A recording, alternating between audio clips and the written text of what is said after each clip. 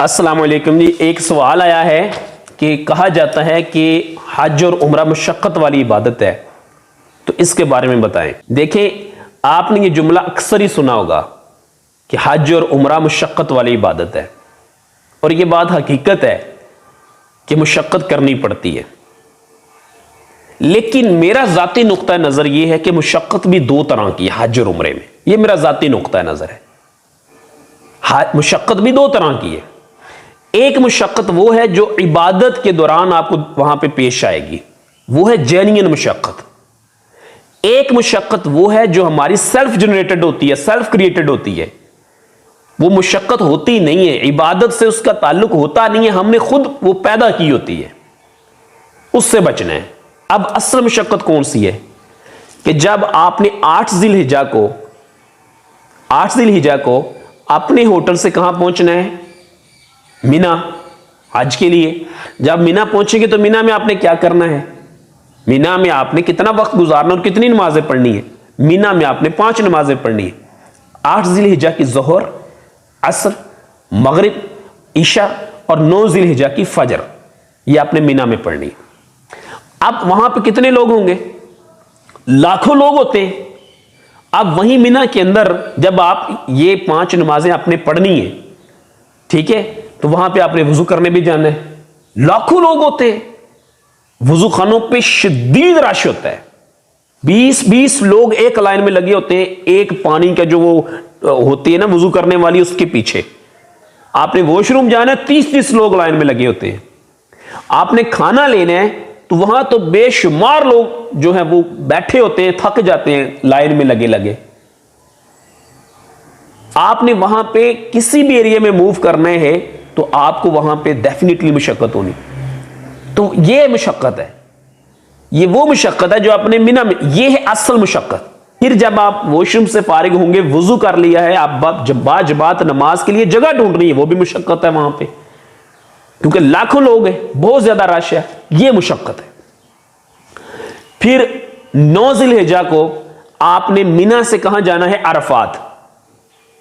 मीना से अरफात आपने जाना है। आज यौम अरफा है, आज रुकने आजम है हज का, आज उसका मुबारक और मुकद्दस दिन है। अब मीना से जब आप अरफात जाते हैं तो कब जाना है, फजर के फौरन बाद बसेस आना शुरू हो जाती हैं और लोग उसमें दड़ादड़ जो है वो चढ़ना शुरू हो जाते हैं। लाखों लोग होते हैं। आप चाहे फजर की नमाज पढ़ के फौरन भी खड़े हो जाएंगे ना, हो सकता है आपको 6 घंटे तक या 4 घंटे खड़ा होना पड़े, बस नहीं मिलती, रश इतना होता है। और बसेस समटाइम करीब भी नहीं आती, दूर से जा रही होती है, रश क्राउड इतना होता है आप करीब भी नहीं बस के पहुंच पाते। यह मुशक्कत है, असल मुशक्कत। फिर वहां से आपने जब अरफात पहुंचना है, हो सकता है आपको जो वहां पे उन्होंने पैदल लोगों के लिए ट्रैक बनाया है वहां से पैदल जाना पड़े, बस मिले ही ना। यह होती है असल मुशक्कत।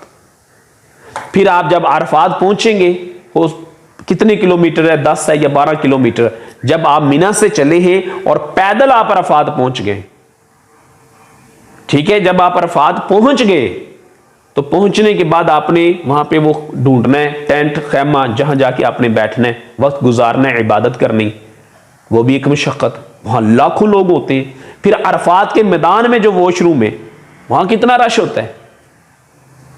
जहां मीना में आप अपने खैमे के वॉशरूम में जाते थे ना, वहां पे सिर्फ आपके मुअल्लम के अंडर जो 4-5 कितने खैमे थे, वहां के लोग वॉशरूम में आते हैं ना। अरफात में तो ओपन होता है, लाखों लोग उस दिन आए होते हैं। तो वहां जब आपने वॉशरूम में जाना है, वहां जब आपने वजू करने के लिए जाना है, वहां जब आपने खाना खाना है, ये सारे मुशक्कत आपको वहां करनी पड़ेगी। यह है असल मुशक्कत। फिर वहां पे आपने क्या करना है, 9 ज़िलहिज्जा को वहां मगरिब तक आपने वहीं रहना है। मगरिब जब सूरज गुरूब होना है, उसके बाद आपने मुज़दलिफा के लिए निकलना है। और मुज़दलिफा के लिए जब लोग निकलते हैं तो ईशा के बाद ही मोस्टली वहां से बसेस चलती हैं, ईशा तक वो वहीं रुकते हैं। आपने मगरिब और ईशा की नमाज पढ़नी नहीं होती वहां, वो आपने मुज़दलिफा पहुंच के दोनों इकट्ठी पढ़नी होती। तो आप जब वहां अरफात से मुज़दलिफा के लिए निकलेंगे, हो सकता है आपको बस ही ना मिले। कुछ लोग तो इवन अपने बैग सीट पे रख के बाहर आते हैं, वो बस ही भूल जाते हैं। सेम कलर की तो बसेस होती है, ये मैंने खुद देखा, लोग भूल जाते हैं। अब हो सकता है कि आपको अरफात से मुजल्फा भी पैदल जाना पड़े, और वो भी रात के वक्त, लाखों लोगों के साथ पहाड़ी इलाके में आप जा रहे हैं। यह है असल मुशक्कत। आप दिन के वक्त सुबह मिना से कहां आए थे? अरफात पैदल, अरफात के अंदर पैदल, वहां वॉशरूम और पानी में मुशक्कत, फिर वहां से आज आप वकूफ मुजल्फा के लिए रात को निकले हैं, फिर पैदल, फिर मुजल्फा आप पहुंच गए, थक गए, टूटे होते हैं लोग, चला नहीं जाता। जी हां, मैंने अपनी आंखों से लोगों को देखा है। फिर जब आप वहां पहुंच गए, मुजल्फा पहुंच गए, तो मुजल्फा पहुंचने के बाद आपको मुजल्फा के अंदर मुनासिब जगह ढूंढना भी एक मुशक्कत है। जी हां, बसेज हैं, जगह जगह खड़ी हुई हैं, रश है, फिर वहां भी वॉशरूम में जाना मुशक्कत, वहां खाना ढूंढना मुशक्कत। मुजल्फा में होटल्स नहीं है, रेस्टोरेंट्स भी नहीं है। चले अरफात में तो आपको यौम अरफा में खाना मिल गया था, यहां तो रात का वक्त है, यहां होटल भी नहीं है, कुछ भी नहीं होता, कोई होटल नहीं है, कोई दुकान नहीं है, ये भी मुशक्कत। फिर पथरीली जमीन पे आपने सोने हैं, कंकर होते हैं, कंकर, ये भी मुशक्कत।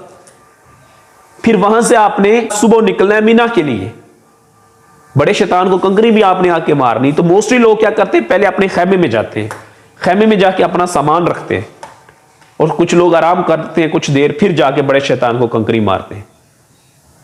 तो यह भी मुशक्कत, क्योंकि उस दिन लाखों लोग पैदल जा रहे होते हैं, यह भी मुशक्कत। फिर जब आप मुजल्फा से मिना पहुंच गए, जहां पे आपका खैमा है, उस नक्शे को अपने जहन में रखना और उस जगह पे पहुंचना, यह भी बहुत बड़ी मुशक्कत है। वो टर्न ही नहीं होने देंगे आपको। सपोज करें सब लोग एक सीधा जा रहे हैं ना, तो आपने राइट लेना है, रास्ते बंद होंगे, भैया आप कहां जाएंगे? और आपकी सोचिए कि मैं अपना बैग वहां रख के थोड़ा आराम करके फिर बड़े शैतान को कंकरियां मारूं, और आपकी सोचिए कि मैं पहले अपने खैमे में जाऊं, फिर बड़े शैतान को कंकरियां मारूं। फिर जब आप मिना में ही जमरात की तरफ जाना शुरू करेंगे तो रास्ते बंद होते हैं। जी हां, आपको हो सकता है 8 किलोमीटर एक्स्ट्रा वहां सफर पड़ जाए, यह भी तो मुशक्कत है। फिर जब आप बड़े शैतान को कंकरी मारेंगे, उसके बाद कुर्बानी होगी, फिर आपने हलक वहां पे करना है, यह भी वहां पे मुशक्कत है। हलक वहां जगह जगह तो लोग नहीं कर रहे होते, वो जगह आपको मुनासिब ढूंढनी पड़ती है जहां पे हलक होता है हाजियों का, मुशक्कत है। हलक के बाद फिर आपने, अगरचे आप इहराम की पाबंदियों से आजाद हो गए, लेकिन आपने मक्का मुकरमा आना होता है, और अक्सर लोग उसी दोनों चदरों में आ जाते हैं इहराम की। और उन दिनों में मक्का मुकरमा में जितनी भी ये टैक्सीज और ये ट्रांसपोर्टेशन है, वो सारी बंद होती है हज की वजह से। अब आपने वहां से मस्जिदुल हराम पैदल आना है, पहाड़ों के अंदर सुरंगों से गुजर के आना है, मुशक्कत। आप, अब मैं इस बात को रिपीट कर रहा हूं, जरा गौर कीजिएगा। आप अपने होटल से हज के लिए निकले, बस में सामान आपने रखना है, बस में सॉरी सीट आपने ढूंढनी है, मुशक्कत। रश बड़ा है, बसें जा रही हैं, आपको जगह ही नहीं मिल रही, मुशक्कत। जैसे तैसे करके आपको बस मिली, आप बैठे हैं, आप मिना में पहुंचे अपने खैमे में, आपने 5 नमाजें पढ़नी थी, 4 8 ज़िलहिज्जा की, 1 9 ज़िलहिज्जा की, मुशक्कत, मुशक्कत ही मुशक्कत। फिर वहां से आप अरफात पैदल गए, मुशक्कत। अरफात के अंदर मामलात में भी मुशक्कत।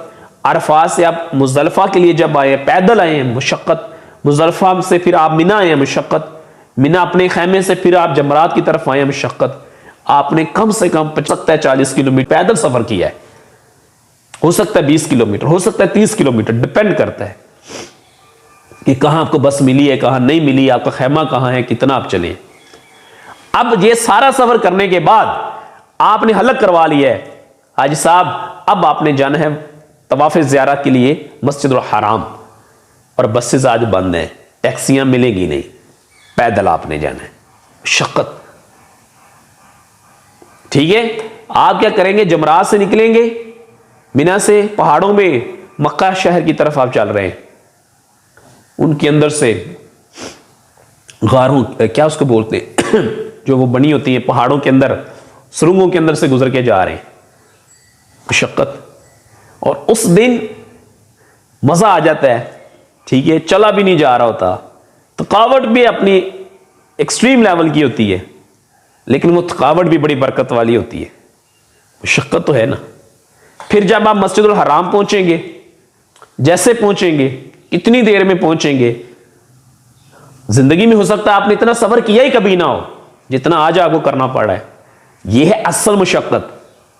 फिर जब आप पहुंचेंगे मस्जिदुल हराम, तो वहां आज के दिन इतना रश होना है कि इससे पहले अगर आपने 50 उम्रे भी किए हैं तो हो सकता है आपने कभी इतना रश ना देखा हो जितना आज रश होना है, क्योंकि तवाफ ज़ियारा तो सब नहीं करना है, लाखों लोग होते हैं, अंदर जाना ही नामुमकिन होता है भाई, बाहर नमाज पढ़ना मुश्किल हो जाता है। तवाफ ज़ियारा के लिए अब आप क्या करेंगे? करना तो है मुशक्कत। तवाफ ज़ियारा के लिए फर्ज करें आप अंदर चले गए, मतलब मैं फर्ज कर रहा हूं, मेहनत करके मुशक्कत करके आप नीचे भी उतर गए, आज पांव से पांव टच हो रहा है, आज बंदे से बंदा फंस के तवाफ कर रहा है। आज वो दिन है कि जब शदीद रश, ये वो दिन होता है जब इमाम काबा भी इशा की अजान के फौरन बाद जमात करवा देता है, क्योंकि लोग मुशक्कत में पड़े होते हैं। इबादत ही मुशक्कत वाली है ना, ये असल मुशक्कत है। अब आपने क्या किया कि वो तवाफ ज़ियारा शुरू कर दिया, चला ही नहीं जा रहा, चला ही नहीं जा रहा, क्यों? रश ही बड़ा है, मुशक्कत, यह है असल मुशक्कत। अब सोचें जरा दोबारा, जब आप मिना से शैतान को कंकरियां मारी, कुर्बानी हो गई, आपने हलक कर लिया, उसके बाद जब आप मक्का की तरफ आए थे तो भूख भी तो रस्ते में लगी होगी कहीं। यह सब क्या है? मुशक्कत। फिर जब आप मक्का मुकरमा में पहुंच गए, तवाफ़ुल ज़ियारा शुरू किया, फिर मुशक्कत, जैसे तैसे करके आपने तवाफ़ुल ज़ियारा मुकम्मल कर लिया, तवाफ़ुल ज़ियारा हो गया, सही भी कर ली। अब जब आप बाहर निकलेंगे तो आपसे चला भी नहीं जा रहा, यह है असल मुशक्कत। समझ रहे हैं ना? ये कौन सी मुशक्कत है? असल मुशक्कत। फिर आपने यहां से वापस जाना है और फिर आपने तीनों शैतानों को भी 2 दिन कंकरियां मारनी, यह है असल मुशक्कत। हमारी जो मुशक्कत है, जो नकली मुशक्कत है, वो सेल्फ जनरेटेड है, खुद से बनाई हुई है। आप यहां से सारा क्यों नहीं सीख के जाते कि आपके साथ क्या क्या मामलात आने? आपने जब घर से एयरपोर्ट के लिए निकलना है तो कौन से मामलात पेश होने हैं? एयरपोर्ट पे कितने घंटे लगने हैं? घर से अपने कितने घंटे पहले निकलना है? एयरपोर्ट से फ्लाइट अगर वाया है और वहां से होके आपने जद्दा पहुंचना है तो हो सकता है आपको 12 घंटे लगे। आपको पहले से पता होना चाहिए, आपने पहले से सीख रहा है ये सारी चीजें। एहराम की हालत में आपने जहाज में क्या करना है, किस मुल्क के एयरपोर्ट पे उतर के कितने घंटे स्टे के बाद अगला जहाज लेके आपने जद्दा जाना है, आपको पहले से पता होना चाहिए सब कुछ। फिर जैसे आप जद्दा पहुंचेंगे तो एयरपोर्ट में जैसे आप जहाज से उतरेंगे तो वहां पे वो ट्यूब्स ही नहीं लगी होती ना, जैसे ये दुबई में और बाकी शहरों में आपने देखी है कि आपने ट्यूब से गुजर के जहाज के अंदर जाना होता है। वहां ये नहीं होता हज टर्मिनल पे, वहां से आपने जहाज से नीचे उतरना है, नीचे उतरने के बाद जो है वो बसेस होती हैं, बसेस से आपने एयरपोर्ट के अंदर जाना है। और हो सकता है आपको वहां घंटा लग जाए, 2 भी लग सकते हैं ना। आप अकेले उम्रे के लिए तो नहीं आए ना, 87-88 मुल्कों से जहाज आ रहे हैं भाई, और सारे बसों में ही जा रहे हैं लोग, और आपके आगे हो सकता है 10 बसें लगी हो। यहां भी तो आपको सब्र करना पड़ेगा। ये सीखे आप क्यों नहीं गए? जल्दबाजी, लड़ाई झगड़े जहाज में बैठते हुए भी, ठीक है। फिर वहां से जब आप अपने होटल में पहुंच रहे हैं, वहां पहुंच के आप 18-12 घंटे का जब सफर करके पहुंचे मक्का मुकरमा में, 24 घंटे का सफर करके पहुंचे हालत एहराम में, तो आप अपने कमरे में आराम करें, 4 घंटे सोएं हालत एहराम में। एहराम की पाबंदियों को मद्देनजर रखते हुए जो शरीयत ने हुक्म दिया उसके मुताबिक आप सोएं, आराम करें।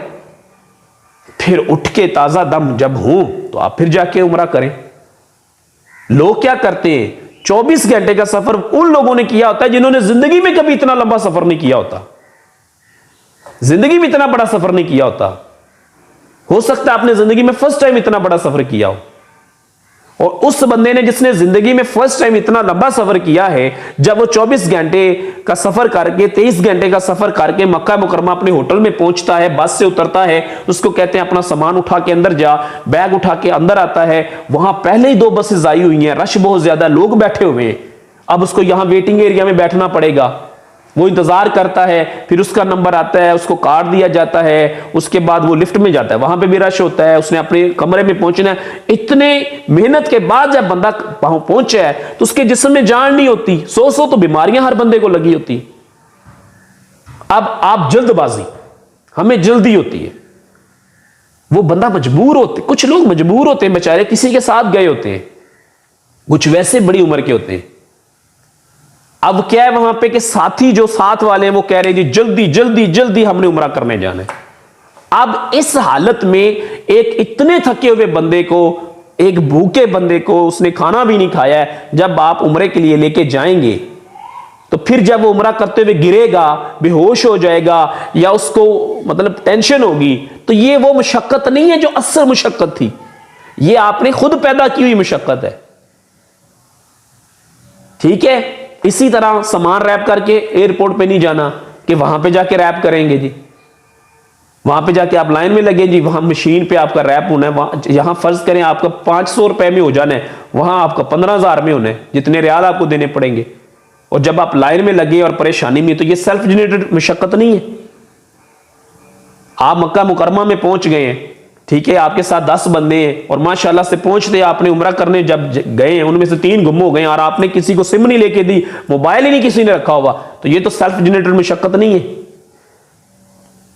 इसी तरह होटल के अंदर जो शेयरिंग रूम होता है, आपकी लेडीज हैं, फैमिली है, फैमिली को साथ है आपकी, और 3-4 वो 2 या 3 वो लोग हैं जिनको आप जानते भी नहीं है, शेयरिंग रूम में साथ में वो मर्द है। अब आपकी ये खवातीन है, इन्होंने वॉशरूम भी जाना है, सोना भी है, 100 मामलात होते हैं जिंदगी के। एक वॉशरूम होता है, उसी रूम के अंदर 9 बंदे या 7 बंदे रह रहे होते हैं।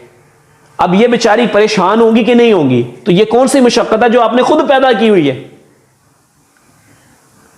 ठीक है, इसी तरह जब ज़ियारात पे जाना है, वहां पैदल इतना लंबा लंबा चलना है, फिर थक जाने, फिर मस्जिदुल हराम में अजान हो रही है और आपने नमाज नहीं पढ़नी जाना, वही कमरे में लेटे रहना। ये जो आपकी तकलीफ है, जो आपकी थकावट है, ये सेल्फ जनरेटेड है, क्योंकि आप प्लान नहीं करके गए, सीख के नहीं गए, कुछ आपने प्लान नहीं की कि मैंने वहां जाके करना क्या क्या कुछ। ठीक है, इसी तरह खाने का शेड्यूल ही नहीं है। सुबह खाया था 12 बजे, फिर पेट भर के खा लिया, तो दोस्त 2 आ गए, उनके साथ बैठ के खा लिया, रात फिर 2 बजे खा लिया, आज सर दर्द हो रही है, आज पेट दर्द हो रही है। तो ये जो मुशक्कत है, ये तो आपने खुद पैदा की है, ये जाली मुशक्कत है। जो लोग कहते हैं ना हज और उमरा मुशक्कत वाली इबादत है, ये जो ट्रैवल एजेंट वगैरह होते हैं, ये लोगों को अक्सर कह रहे होते हैं कि ये है ही मुशक्कत वाली। भाई उनमें से 80% वो मुशक्कतें होती हैं जो मुशक्कत होती नहीं है, खुद पैदा की हुई होती हैं। आपने उन मुशक्कतों से बचना है। जितना आप कंफर्ट जोन में होंगे ना, जितना आप पुरसकून होंगे ना, जितना आप आरामदेह माहौल में होंगे ना, उतना बेहतरीन आप उम्रा करेंगे, उतनी बेहतरीन आप इबादत करेंगे। एक बंदा जाता है अपने कमरे से उठ के, फ्रेश होता है, सेहतमंद होता है, खाना शाना खाया हुआ है, वुजू किया, फ्रेश होकर खाना काबा में जाके जब वो करेगा तवाफ, तो उसको कैसी रूहानियत महसूस होगी, कैसा सुकून उसको फील होगा। और एक वो बंदा कि जिसने भूख है और इतने लंबे सफर से आया और आप उसको जल्दी से उठा के कहते हैं चले आई साहब आपने फौरन जाके हमने उम्रा करना है, ये तो मुशक्कत आपने खुद पैदा की हुई है। इसी तरह बेशुमार मुशक्कतें जो इंसान ने वहां खुद पैदा की होती हैं, वो वहां की इबादत का हिस्सा नहीं होती। एक ये घड़ी है, ठीक है, एक घड़ी ये अल्हम्दुलिल्लाह मदीना मुनव्वरा से, अल्हम्दुलिल्लाह ये भी मेरी वालिदा ने मुझे लेके गिफ्ट भेजी है। एक घड़ी है, आपने ये खरीदनी है कहीं से भी, ठीक है, आप एक मार्केट में चले जाएं, वो इंटरनेशनल शहर हैं, वहां पे एक ही प्रोडक्ट आपको 70 किस्म की वैरायटी में मिलेगी और 80 लोकेशंस पे मिलेगी। एक घड़ी खरीदने के लिए आप एक दुकान पे गए, साथ वाली पे गए, उससे अगली पे गए, उससे साथ साथ इतना तो होता है, तस्बीह लेनी है, जाए नमाज लेनी है, आपने 14-14, 12-12 घंटे मदीना मुनव्वरा में, मैंने देखा लोगों को मार्केट में गुजारते हैं। और फिर जब आप आएंगे उम्रा करने, फिर आप कहेंगे जी हमारे से तो चला ही नहीं जा रहा। तो ये कौन सी मुशक्कत है जो आपने खुद पैदा की है? ये वो मुशक्कत है जो आपने खुद पैदा की हुई है। इन मुशक्कतों से तो हमने बचना है। अल्लाह हमें वो मुशक्कत नसीब करे ना, ठीक है, जो मिना से अरफात तक हो, जो मुजरफा तक हो, जो खाना काबा के अंदर हम उम्रा करने जाएं तो तवाफ में रश हो, तो वहां पे जो मुशक्कत है, असल मुशक्कत वो है।